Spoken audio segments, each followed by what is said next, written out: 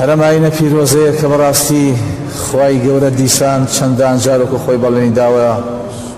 دەیان جێڕێتەوە. بە چاوی خۆمان دەبینین هەموو گەنجان چۆن بەرەو ئیسلام دێنەوە، چۆن مزگەوتەکان پڕ دەبن، زانایان چۆن هەڵدەکەون،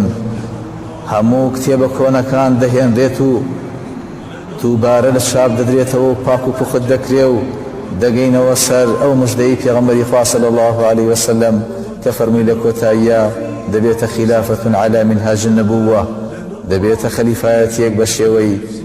پێغەمبەری خوا صلی الله علیه وسلم. وەکو شێخ ئەلبانی فەرمێت تەصفیە و تەربیە ئەبێ واتام ئیسلامە پوختە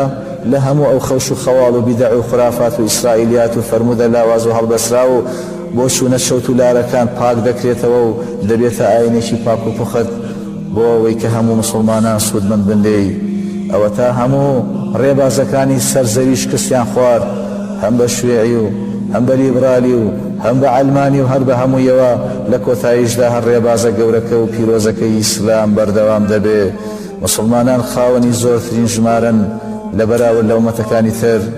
هێزی ئیقتیسادیان لە هەمویان بەهێزترە،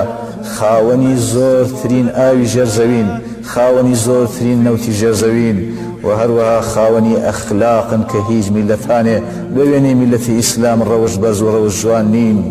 کەوا بوو خوای گەورە بەڵێنی داوە وەتیلکە الئەیام نداولوها بەین الناس، ئەفەرمێ ڕۆژان ڕۆژی لە دوایە، هەردەم ڕۆژ خوای گەورە دەیجێڕێتەوە بۆ مسلمانان و شکۆمەندیان دەکا.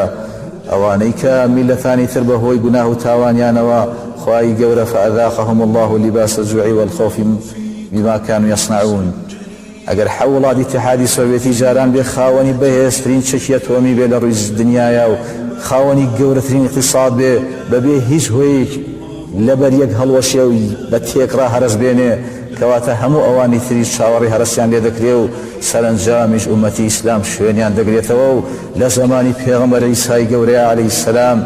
مسلمانان دەبنە باڵا دەست بەسەر هەموو جیهانا و تەنها ئاینی پیرۆزی ئیسلام وەردەگیرێ، هیچ ئاینێکی تر وەرناگیرێ لە هیچ کەسێ لەسەر ڕووی زەویە.